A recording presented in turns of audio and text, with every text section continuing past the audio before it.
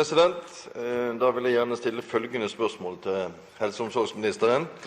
Sammen om nøden er en frivillig organisasjon som leverer et bredt og godt lavterskeltilbud til rusavhengige.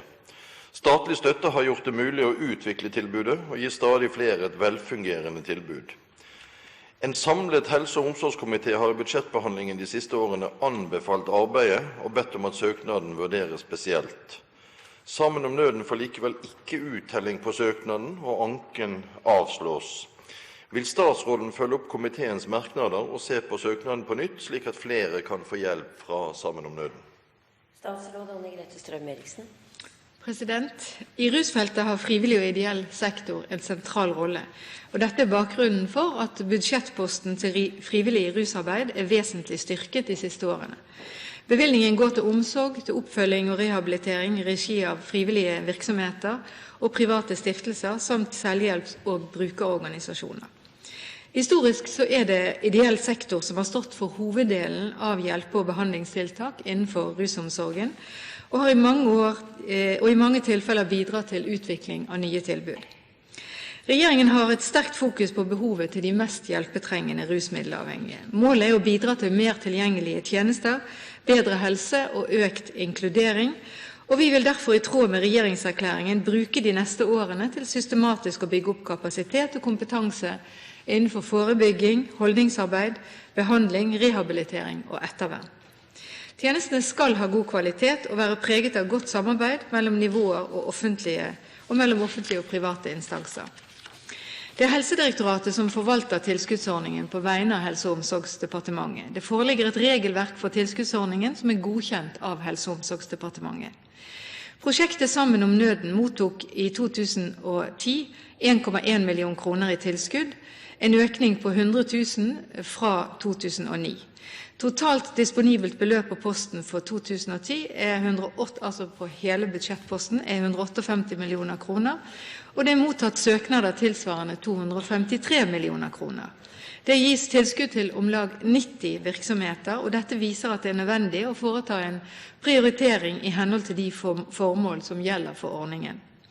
I opptrappingsplanen for rusfeltet heter det at partnerskapet mellom offentlige og private virksomheter skal styrkes.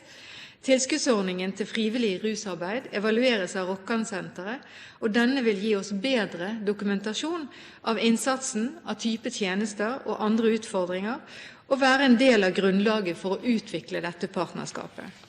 Jeg har også fått opplyst fra Helsedirektoratet at søknaden angående Sammen om nøden er spesielt vurdert i tråd med innstillingen og den samlede støtten til tiltaket over post 76371, altså den posten til frivillig rusarbeid, og forholdsmessig økt fra fjoråret. Svein Harberg, vær så god. Ja, takker for svaret, som var omfattende og for så vidt svar på hele satsingen og hele kapitlet. Jeg er veldig glad for at Sammen om nøden har kommet inn som egen post, og det har vært viktig med den støtten som har vært gitt fra politisk hold, helt fra starten, og også nåværende regime, til dette prosjektet. Det er et godt prosjekt med veldig mange tilbud, et veldig bredt spekter av tilbud, og de er i stadig utvikling. Så er det riktig som statsråden peker på at det er økt med 100 000, men det som statsråden ikke nevner, det er at summen som det økte fra har stått i ro i flere år, slik at de 100 000 tar knapt nok inn de økte kostnadene.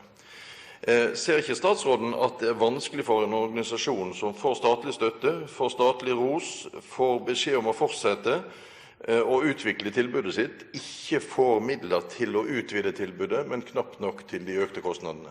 Statsråd Anne-Grete Strøm-Erichsen. Jeg vil til det siste i hvert fall presisere at vi for inneværende år har hatt en betydelig økning til dette prosjektet Sammen om nøden, dette tiltaket, og jeg vil også understreke at det er et veldig godt arbeid som gjøres av veldig mange i frivillig og ideell sektor, og det fortjenes og støttes, men det er mange som søker, og som jeg også refererte til, så ligger ønskene langt over det som vi har budsjettpost til, og derfor må vi foreta en prioritering. Men det skal ikke være tvil om at den prioriteringen er tatt, og derfor har også Sammen om nøden fått mer penger i inneværende år. Svein Harberg til andre oppfølgingsspørsmål. Ja, takk, president. Bare presiserer igjen da at den økningen de har fått, den knapt tar igjen lønns- og prisveksten gjennom de årene beløpet har stått stille.